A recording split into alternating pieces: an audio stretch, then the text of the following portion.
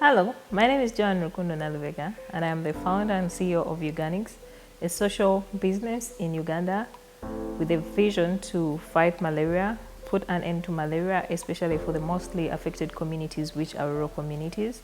And we manufacture anti-malaria products like mosquito repellents. We also work, I talked about us working with the tourism industry, and we do this in two ways, locally and internationally. Locally, we work with hotels and resorts that have our products in their bathrooms. We work all ones that sell our products on their shelves. And also we work with tour companies that either resell our products or give our products as souvenirs to their guests or to their customers, clients, for example, Chameleon. And then we also work with tourist shops, for example, in maybe Craft Village, among others. And then internationally, to get because usually tourists buy their products before they travel. But also there are countries, even in Europe, where they still have mosquitoes or bugs. So our mosquito repellent also, or our products also repel other bugs. So we have partners in, for example, in Austria, in the US, that buy our products and sell them to the travelers or to people there before they travel to malaria-infected places that are not necessarily Uganda. And then we also have partnerships with like private entities like airlines like Lufthansa, Brussels, that have our products on board and also give them to their flight attendants that travel to malaria-infected places as their repellents. Oftentimes I'm asked, why do I care myself? Growing up, I grew up from an orphanage in Mpigi, not very far from where we work from. And I often suffered from malaria almost every week. I missed school a lot. I was bullied, and most of my schoolmates thought I had HIV because of my sickly life and my size then at that time. And that was one of the most traumatic experiences for me as a child, and not having my parents or guardians to help me get through that. So oftentimes I used to self-medicate, and it never got me anywhere. So in 2015, a friend of mine lost a child to malaria, and this kinda is one of the reasons why that traumatic experience came back, and I decided to do something about it. I decided to look for a solution to fight this disease so that other children do not have to go through the pain that I went through, go through the traumas that I went through.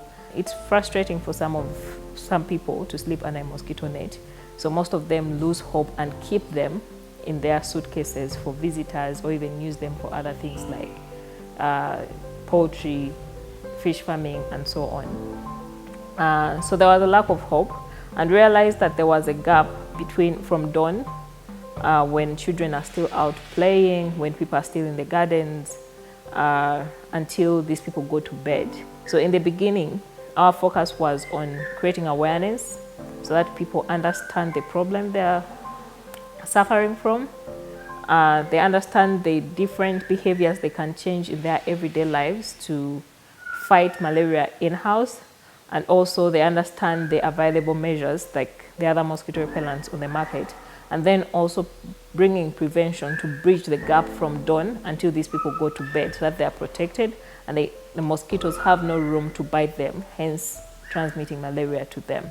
So when I started Uganix, or when I started this vision, when I had the idea or the motivation to start fighting malaria, I didn't really know what exactly I was going to do or how exactly I was going to achieve my vision, but I had to go into the communities to understand the problem deeper. So I utilized the people that were suffering from the problem, like the mothers in the rural communities, the pregnant women, talking to the health providers to understand how big or how urgent a solution was needed for this, but also understanding the behaviors, what is already being done, among other things. And also I depended on a lot of research that was already done by a lot of institutes. I reached out to a number of institutes, like I think around 100. I only got responses from around 5 and support from around 3 in during our product development.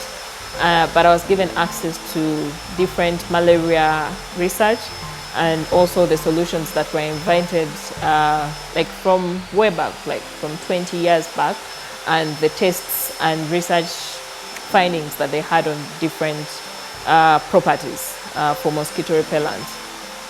And in the beginning, I was able to work with institutes like Makerere University Chemistry Department. I was able to work with institutes like Mannheim University in Germany to support us in testing our product, to support us while we were in our product development. And it took us a while. It took us a lot of failings because we started developing the product in 2016, and we were only able to get something that even works slightly at the end of 2017. So it took us time to actually be able to put together different properties from the different local herbs that we found, like citronella, like lemongrass, like lavender, tea tree, neem oil. And at the end of the day, we don't use all of these. So we have specific properties from specific herbs in the citronella family that we use for our repellent. We used to purchase our raw materials from external suppliers, but when we were working on our certification, our product certification in Europe, there was always something wrong with our product, and we couldn't really track where it was coming from.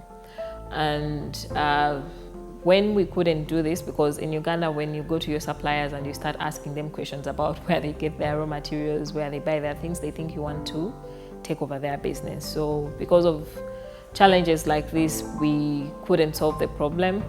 And the only solution that was obvious was for us to find ways of producing these raw materials by ourselves. But we didn't have the resources, the money, the land, anything. Because as a business, as a social business, our focus is on creating impact, which is beyond just malaria, but also impacting the communities that we work with. And reflecting on that, and when we revised our values, we're able to think of, okay, how about if we work with people that are already in agriculture? They already have the land, they already have the skills in agriculture, and we just need to equip them with a few skills and maybe set up the raw material extraction place for them. So we started training women in herb cultivation, giving them seedlings, training them how to make the seedlings and giving them seedlings, giving them methods, organic farming methods for how they plant them, they take care of them over time, and then we set up oil extraction centers for them. So right now we have around 48 women in central Uganda. They extract essential oils and we buy them from them. So in return, these are households that were not earning a stable income on a monthly basis, but now they earn at least $75 a month. Our product, the fact that people assume that a mosquito repellent should be dangerous on their skin, is going to be harsh on their skin, and it's not going to safe on their body, has affected us so much. We've had to explain ourselves in almost every room we go into, every new market we go into. And it's hard to change the perspectives of people. And it's been hard. But we have tried to use our branding. We got this advice from one of our advisors from Johnson & Johnson, changing our branding to really communicate that this is also a skincare product, and this is also a product that you're bathing with, like a bathing bar, and a mosquito repellent is an added benefit. So that our products are first a bathing soap before it is a repellent. The repellent comes after it's a nice skincare bathing soap. It's been hard to actually convince people that this will help them. And this has led us to, especially in the beginning, to give out a lot of samples so that these people can first test the product and then spread the word. And it has helped us through strategies like creating ambassadorship in the community, new communities we go in.